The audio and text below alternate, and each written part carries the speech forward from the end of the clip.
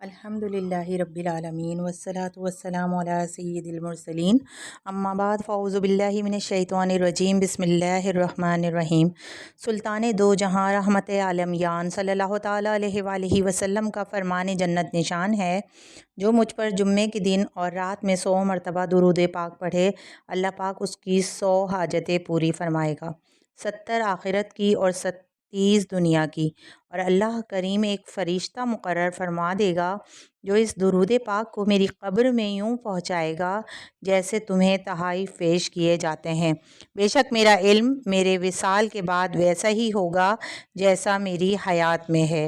हे करम ही करम के सुनते हैं, है करम ही करम के सुनते हैं, आप खुश हो के बार बार दुरूद। अल्लाहुम्मा सल्ली अला सय्यदिना व मौलाना मुहम्मदिन व अला आलिहि व अस्हाबिहि व बारिक वसल्लिम वसल्ले अलैहि। काज़ी कूफ़ा मोहम्मद बिन गुस्सान रहमतुल्लाह ताला अलैह फरमाते हैं, ईद कुर्बान के दिन मैं अपनी वालिदा की खिदमत में हाजिर हुआ तो मैंने वहाँ फटे पुराने बोसीदा कपड़े पहने हुए एक बुढ़िया को देखा। मुझे इसका अंदाज़े गुफ्तगू बहुत अच्छा लगा। मैंने अपनी वालिदा से पूछा, ये औरत कौन है? उन्होंने फरमाया, ये तुम्हारी खाला आनिया हैं, जो हारून रशीद के वज़ीर जाफ़र बिन याह्या बरमक्की की माँ हैं। मैंने उन्हें सलाम किया तो उन्होंने मेरे सलाम का जवाब दिया। मैंने उनकी खैरियत दरियाफ़्त की और पूछा, आपकी ये हालत कैसे हुई? तो उन्होंने फरमाया, बेटा हमने गफलत में ज़िंदगी गुजारी और वक्त ज़ाया करने में लगे रहे तो ज़माना हमसे रूठ गया। मैंने कहा, अपनी शान और शौकत का कोई वाक़या सुनाइए। तो कहने लगी, ज़रूर, एक छोटा सा वाक़या सुनाती हूँ, इससे मेरी शान और शौकत का अंदाज़ा लगा लेना।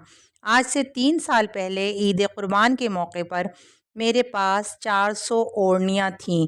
मेरे बेटे ने रस्म के तौर पर मेरे पास 1400 बकरों के सर और 300 बैलों के सर भेजे। ज़ेवरात और लिबास वग़ैरह इनके अलावा थे। इसके बावजूद मेरा ख़याल था कि मेरा बेटा नाफरमान है, और आज ये हाल है कि मैं तुम्हारे पास 2 बकरों की खालें लेने आई हूँ ताकि इनका लिबास बनाऊँ। काज़ी साहब फरमाते हैं कि इनकी दास्तान ज़वाल सुनकर मैं बहुत रंजीदा हुआ और मेरी आंखों से आंसू रवा हो गए। इस वक्त मेरे पास जो दीनार थे मैंने उन्हें तोहफ़तन दिए। नहीं दरकार वो खुशियाँ जो गफलत का बने सामा, नहीं दरकार वो खुशियाँ जो गफलत का बने सामा, अता कर अपनी उल्फत अपने प्यारे का तू गम मौला। वाकई जो दुनियावी नेमतों से दिल लगाते हैं ना, वो अपनी आखिरत के बारे में गफलत का शिकार हो जाते हैं। गफलत गुनाहों पर दिलेर कर देती है और गफलत नेकियों से दूर कर देती है। गफलत रब्बुल इज़्ज़त की नाराज़गी का सबब बनती है। और अल्लाह पाक ने हमें दुनिया में बेशुमार नेमतें अता फ़रमाई हैं, आलीशान मकान और इसमें ढेरों सहूलियात, ये सब नेमत हैं। उम्दा सवारी भी अजीम नेमत है, माँ बाप के लिए औलाद भी नेमत है। मगर याद रखिए, किसी भी दुनियावी नेमत में ज़रूरत से ज़्यादा मशगूलियत बाइस गफलत और नुकसान का सबब है। चुनाचे पारा 28 सूरतुल मुनाफिकून आयत नंबर 9 में इरशाद खुदाबंदी है, तर्जुमा कंजुल ईमान, ए ईमान वालो, तुम्हारे माल ना तुम्हारी औलाद कोई चीज़ तुम्हें अल्लाह के ज़िक्र से गाफिल ना करे, और जो ऐसा करे तो वही लोग नुकसान में हैं। इस आयत मुबारक में ईमान वालों को नसीहत की जा रही है कि ईमान वालों, मुनाफिकों की तरह तुम्हारे माल और तुम्हारी औलाद तुम्हें अल्लाह के ज़िक्र से गाफिल ना कर दें, और जो ऐसा करे कि दुनिया में मशगूल होकर दीन को भुला दे, माल की मोहब्बत में अपने हाल की परवाह ना करे और औलाद की खुशी के लिए आखिरत की राहत से गाफिल रहे, तो यही नुकसान उठाने वाले हैं, क्योंकि उन्होंने फ़ानी दुनिया के पीछे आखिरत के घर की बाकी रहने वाली नेमतों की परवाह ना की। अफसोस, आज हम मुसलमानों की अमली हालत बड़ी खस्ता होती जा रही है। अपने मकानात की डेकोरेशन पर पानी की तरह पैसा खर्च किया जाता है, मगर राह खुदा अज़्ज़ा वजल में खर्च करने से हम जी चुराते हैं। बाज़ ख़वातीन फ़र्ज़ होने के बावजूद ज़कात अदा नहीं करती। मालो दौलत में इजाफ़े के लिए मुख्तलिफ़ गुर्तों अपनाए जाते हैं, मगर नेकियों में बरकत के मामले में सुस्ती से काम लेते हैं। याद रखिए, अभी भी वक्त है। गफलत से बेदार होकर फ़ौरन तौबा कर लीजिए। कहीं ऐसा ना हो कि मौत अचानक रोशनियों से जगमगाते कमरे में आरामदेह बिस्तर से उठाकर कीड़े मकोड़ों से भरी अंधेरी कब्र में सुला दे। اور پھر چلاتے رہ جائیں کہ اے مالک ہمیں دوبارہ دنیا میں بھیج دے، ہم وہاں جا کر تیری خوب عبادت کریں گے، اپنا سارا مال تیری راہ میں لٹا دیں گے، 5 نمازیں ادا کریں گے۔ یاد رکھیے اس وقت کی چیخ و پکار سے کوئی فائدہ نہ ہوگا، کیونکہ قرآن پاک اس بارے میں پہلے ہی سے خبردار کر چکا ہے۔ چنانچہ پارہ 28 سورۃ المنافقون کی آیت نمبر 10 اور 11 میں ارشاد رب العزت ہے، ترجمہ کنز ایمان، اور ہمارے دیے میں سے کچھ ہماری راہ میں خرچ کرو قبل اس کے کہ تم میں کسی کو موت آئے، پھر کہنے لگے اے میرے رب تو نے مجھے تھوڑی مدت تک کیوں مہلت نہ دی کہ میں صدقہ کرتا اور نیکیوں میں ہوتا، اور ہرگز اللہ کسی جان کو مہلت نہ دے گا جب اس کا وعدہ آ جائے، اور اللہ کو تمہارے کاموں کی خبر ہے۔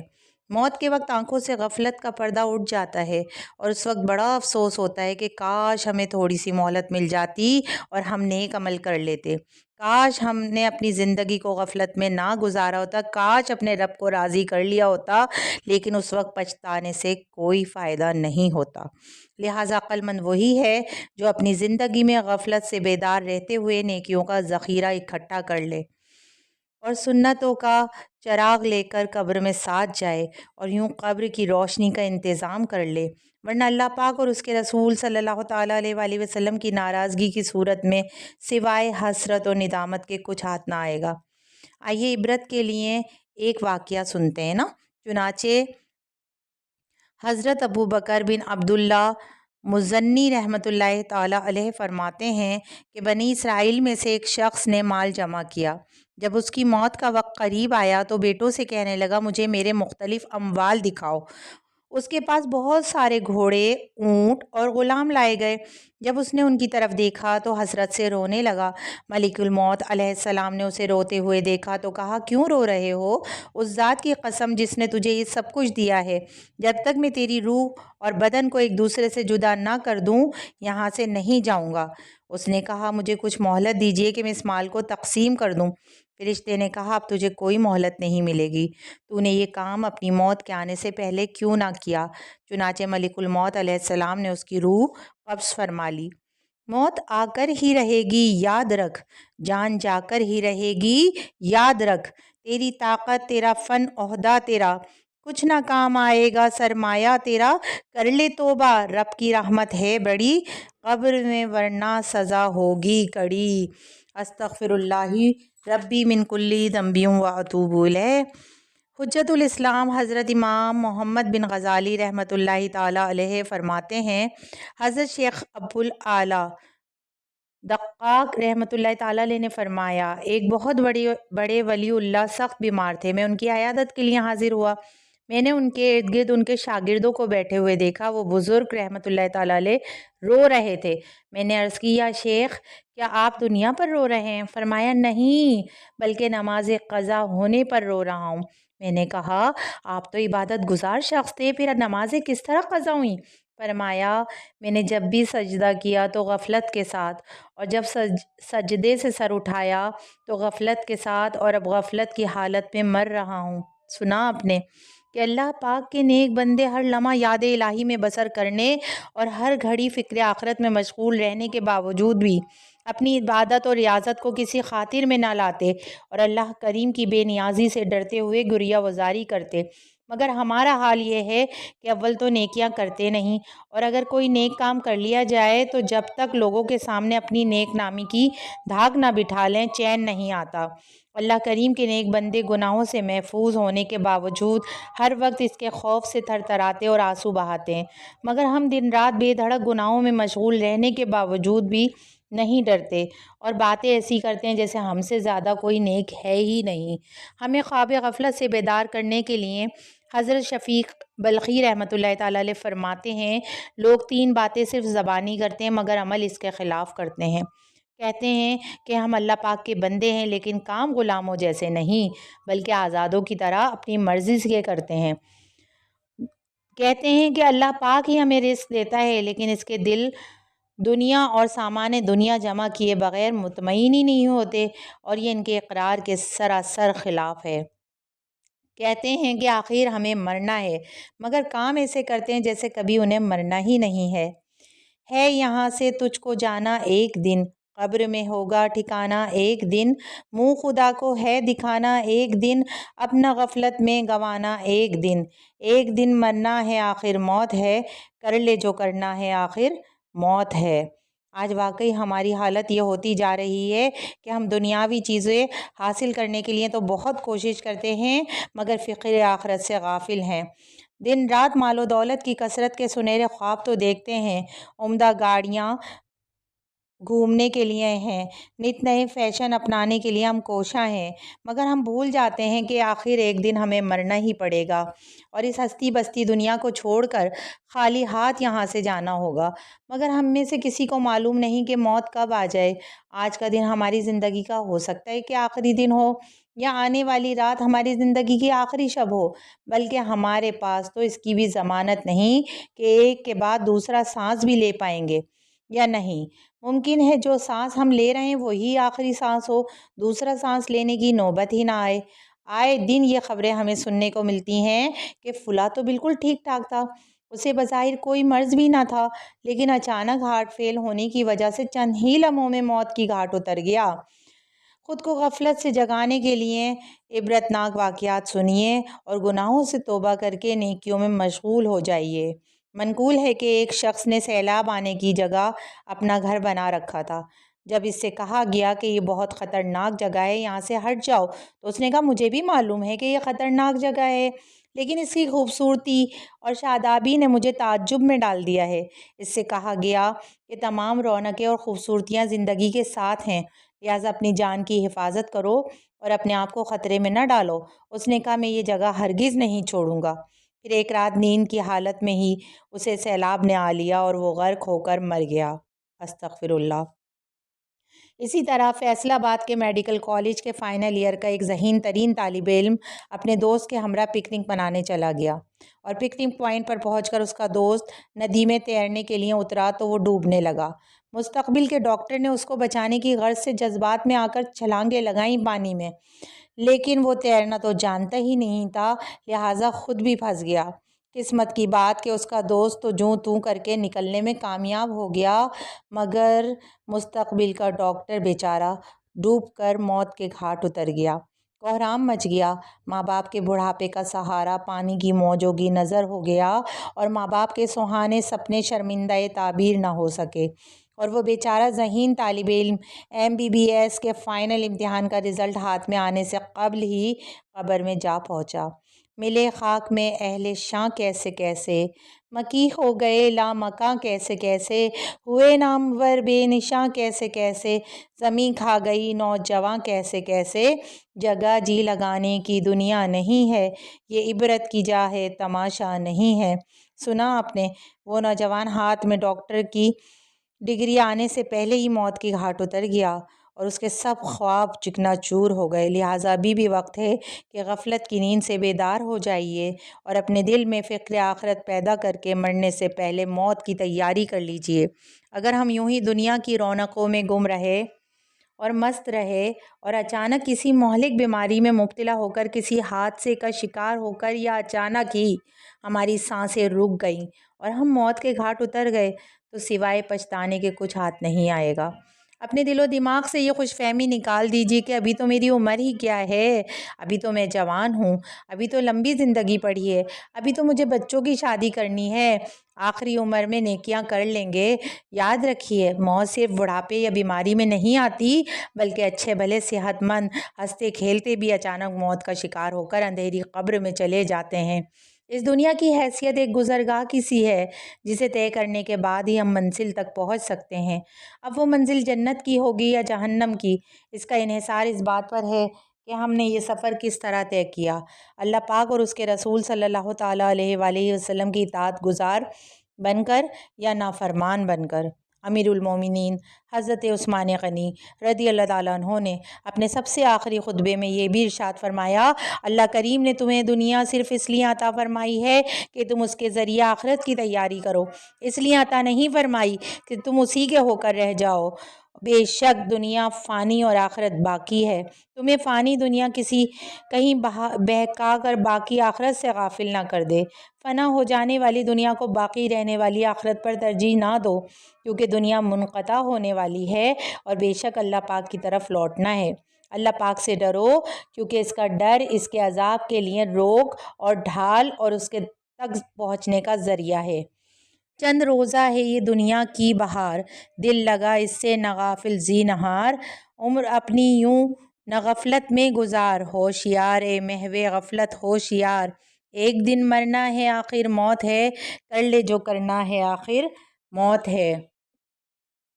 ہماری زندگی کا ایک ایک لمحہ بڑا قیمتی ہے اور ہماری زندگی ہر آن تیزی سے کم ہوتی جا رہی ہے، لہٰذا عقل مندی کا ثبوت دیتے ہوئے اس فانی دنیا کے دھوکے میں مبتلا ہو کر سونے اور جواہرات سے زیادہ قیمتی لمحات کی ناقدری کرنے کے بجائے تقویٰ و پرہیزگاری اپنائیے۔ آئیے اپنے شب و روز کو فضولیات اور دنیاوی لذتوں میں برباد مت کیجیے۔ شریعت نے جن کاموں کا حکم دیا ہے ان کی ادائیگی میں سستی نہ کیجیے اور جن سے منع کیا ہے ان سے رکنے میں لمحہ بھر بھی تاخیر نہ کیجیے۔ ہمیں قرآن و حدیث میں نماز کا حکم دیا گیا مگر ہم غفلت کے سبب نماز نہیں پڑھتے، حالانکہ نماز حقوق اللہ میں سے انتہائی اہم فریضہ ہے۔ نماز دین کا ستون ہے، نماز سے گناہ معاف ہوتے ہیں، نماز بیماریوں سے بچاتی ہے اور نماز دعاؤں کی قبولیت کا سبب ہے، اور جان بوجھ کر نماز چھوڑ دینے والی کا نام جہنم کے دروازے پر لکھ دیا جاتا ہے۔ شریعت نے ہمیں صاحب نصاب ہونے کی صورت میں پورے سال میں ایک مرتبہ اپنے مال کی زکوٰۃ نکالنے کا حکم دیا ہے، مگر ہماری ایک تعداد ہے جو اس سے غافل ہے۔ حالانکہ زکوٰۃ دینے سے مال میں برکت ہوتی ہے اور زکوٰۃ دینے سے گھر میں امن و سکون ہوتا ہے۔ زکوٰۃ دینے والے پر رحمت الہی کی چھما چھم برسات ہوتی ہے اور زکوٰۃ دینے سے مصیبتیں دور ہوتی ہیں، جیسا کہ فرمان مصطفیٰ صلی اللہ علیہ وآلہ وسلم ہے، جس نے اپنے مال کی زکوٰۃ ادا کر دی تو اللہ پاک نے اس سے شر کو دور کر دیا۔ اس طرح شریعت نے ہمیں سال میں ایک بار رمضان کے روزے رکھنے کا حکم دیا مگر ہم غفلت سے کام لیتے ہیں۔ یاد رکھیے، روزہ رکھنے میں جہاں شریعت کی فرما برداری ہے وہیں اس کے ڈھیروں طبی فوائد بھی ہیں۔ مثلاً روزہ رکھنے سے معدے کی تکالیف اور اس کی بیماریاں ٹھیک ہو جاتی ہیں اور نظام ہضم بہتر ہو جاتا ہے۔ روزہ شوگر لیول اور کولیسٹرول اور بلڈ پریشر میں اعتدال لاتا ہے اور اس کی وجہ سے دل کا دورہ پڑنے کا خطرہ نہیں رہتا۔ روزے کے دوران خون کی مقدار میں کمی ہو جاتی ہے اور اس کی وجہ سے دل کو انتہائی آرام پہنچتا ہے، اور روزے سے جسمانی کھچاؤ، ذہنی تناؤ، ڈپریشن اور نفسیاتی امراض کا خاتمہ ہوتا ہے۔ روزہ رکھنے سے موٹاپے میں کمی واقع ہوتی ہے اور اضافی چربی ختم ہو جاتی ہے۔ روزہ رکھنے سے بے اولاد خواتین کے ہاں اولاد ہونے کے امکانات کئی گنا بڑھ جاتے ہیں۔ روزے کے تفصیلی احکام جاننے کے لیے آپ مطالعہ کیجئے، کتابیں پڑھیے تو آپ کو پتہ چلے گا۔ بہار شریعت کا مطالعہ کیجئے تو آپ کو اس کے متعلق مزید معلومات حاصل ہوں گی۔ منقول ہے کہ ایک آدمی جو بہت نیک تھا اس کو کہیں سے سونے کی ایک اینٹ ہاتھ لگ گئی اور وہ دولت کی محبت میں مست ہو کر رات بھر طرح طرح کے منصوبے باندھتا رہا کہ اب تو میں بہت اچھے اچھے کھانے کھاؤں گا، بہترین لباس سلواؤں گا اور بہت سارے خدام اپناؤں گا۔ الغرض مالدار بن جانے کے سبب وہ راحتوں اور آسائشوں کے تصورات میں گم ہو کر اس رات رب اکبر سے یکسر غافل ہو گیا اور صبح اسی دھن میں مگن رہا کہ مکان سے نکلا۔ اتفاقاً قبرستان کے قریب سے اس کا گزر ہوا، کیا دیکھتا ہے کہ ایک شخص اینٹیں بنانے کے لیے ایک قبر پر مٹی گوندھ رہا ہے۔ یہ منظر دیکھ کر یکدم اس کی آنکھوں سے غفلت کا پردہ ہٹ گیا اور اس تصور سے اس کی آنکھوں سے آنسو جاری ہو گئے کہ شاید مرنے کے بعد میری قبر کی مٹی سے بھی لوگ اینٹیں بنائیں گے۔ میرے عالی شان مکانات اور عمدہ ملبوسات دھرے کے دھرے رہ جائیں گے، لہٰذا سونے کی اینٹ سے دل لگانا تو زندگی کو سراسر غفلت میں گنوانا ہے۔ ہاں، اگر دل لگانا ہے تو مجھے اپنے پیدا کرنے والے، پالنے والے پیارے اللہ عز و جل سے لگانا چاہیے۔ چنانچہ اس نے اس سونے کی اینٹ کو چھوڑ کر قناعت کو اختیار کیا۔ گو پیش نظر قبر کا پر ہول گھڑا ہے، افسوس مگر پھر بھی یہ غفلت نہیں جاتی۔ صلو علی الحبیب صلی اللہ تعالی علی محمد صلی اللہ تعالی علیہ وآلہ وسلم۔ اللہم صلی علی سیدنا و مولانا محمد و علی آلہ و اصحابہ وبارک وسلم وصلی علیہ۔ مال و دولت ایسی چیز ہے جو انسان کو رب کریم سے غافل کر دیتی ہے۔ ہم نے ابھی حکایت سنی پارٹ 1 میں کہ ہر وقت مال و دولت کی حرص یعنی لالچ میں مبتلا رہنے والوں اور مال جمع کرنے کی ہوس میں حلال و حرام کی تمیز بھلا دینے والوں اور صرف مال و دولت میں زندگی کا سکون تلاش کرنے والوں کے لیے عبرت ہی عبرت ہے۔ یاد رکھیے، دولت سے دوا تو خریدی جا سکتی ہے، شفا نہیں۔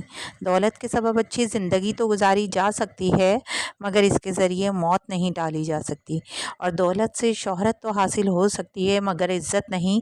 دولت سے اچھے مکانات، گاڑیاں اور عمدہ ملبوسات تو خریدے جا سکتے ہیں، مگر اسے غلط کاموں میں استعمال کر کے رب کریم کی رضا اور اس کے حبیب صلی اللہ تعالی علیہ وآلہ وسلم کی شفاعت کی حقدار نہیں بن سکتے۔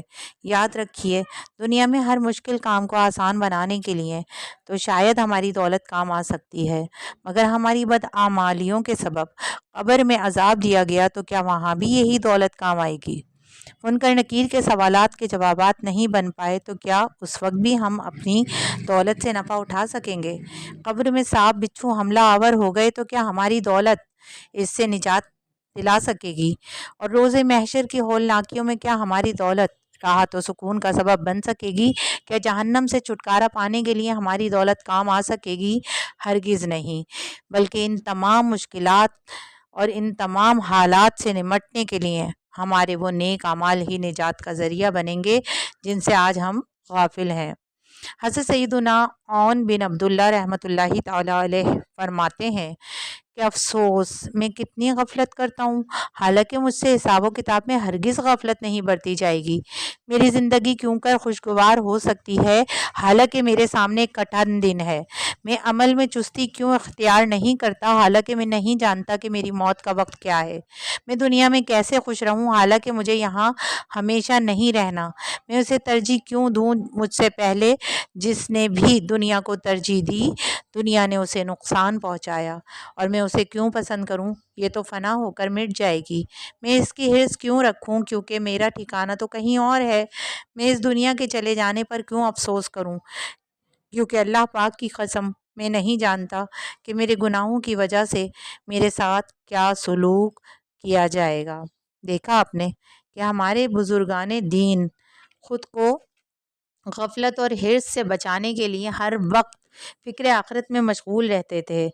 ہمیں بھی ان کی سیرت پر چلتے ہوئے زندگی میں ہی قبر و حشر کی تیاری شروع کر دینی چاہیے اور غفلت جیسی بیماری سے نجات کے لیے اس کا علاج کرنا چاہیے، کیونکہ ہر بیماری سے بچنے کے لیے علاج کے مختلف طریقے اختیار کیے جاتے ہیں جن کی مدد سے بیماری پر قابو پایا جاتا ہے۔